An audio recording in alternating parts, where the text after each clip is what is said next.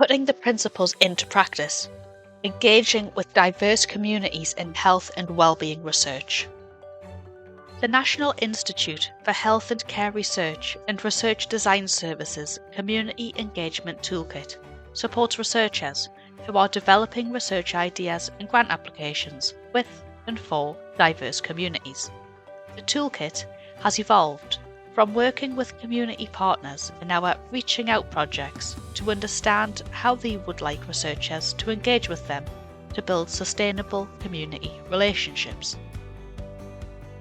The toolkit brings together this knowledge and experience of the world of health and social care research and provides 10 guiding principles. What are we aiming for? We want to go beyond involvement, build meaningful and mutually beneficial outcomes, collaborate on common interests and concerns, and improve health and well-being in our communities. So, what are the 10 guiding principles that can help achieve this?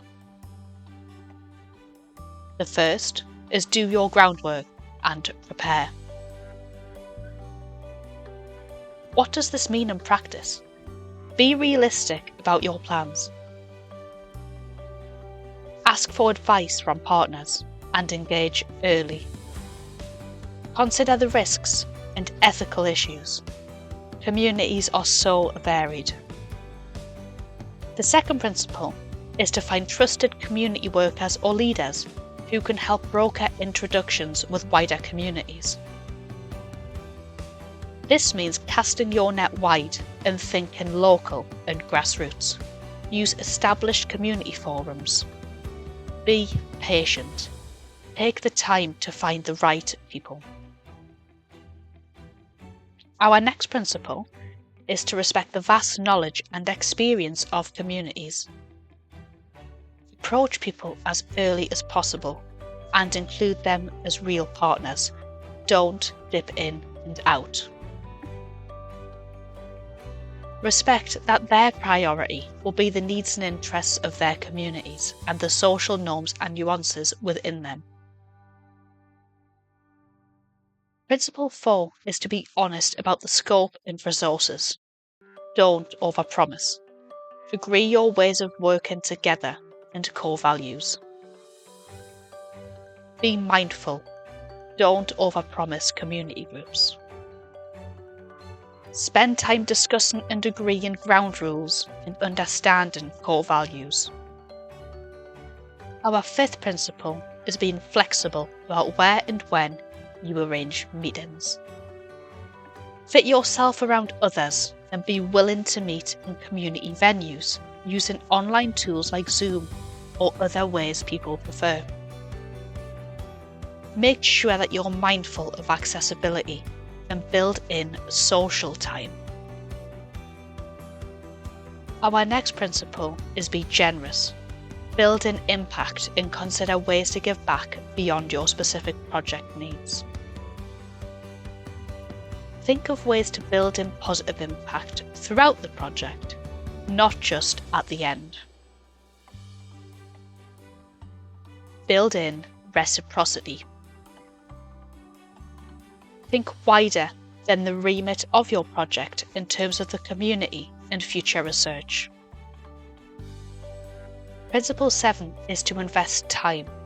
Genuine relationships take commitment and time to build and develop trust. There are no shortcuts to building relationships.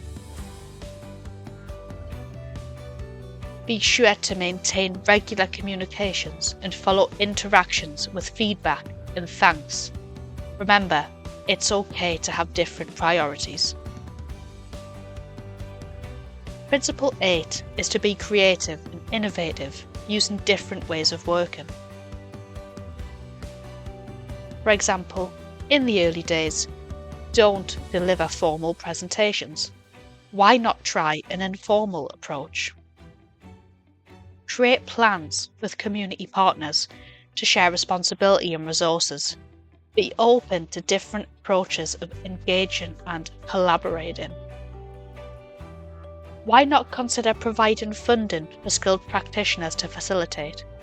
Encourage communities to be experimental and innovative. Next is to listen attentively and engage fully with the needs and priorities the community share. Absorb varied life experiences, needs, and priorities. Collaborate with different colleagues across different parts of the research infrastructure. Explore opportunities with communities for them to benefit from and beyond the research. Finally, Principle 10 is be responsive. Communicate regularly, feedback any outcomes and say thanks. People want to know what to expect from the beginning. This means maintaining an interactive dialogue with communities. Take time to find the most effective form of communication. Options are so diverse and varied. Show your gratitude and appreciation. This can build bridges for future research. Finally, be authentic by connecting person to person and trust the process. Embrace challenges and conflicts, as this is often where the magic happens. You can learn more about these 10 guiding principles and put them into practice at the website www.rdsresources.org.uk/CE-toolkit.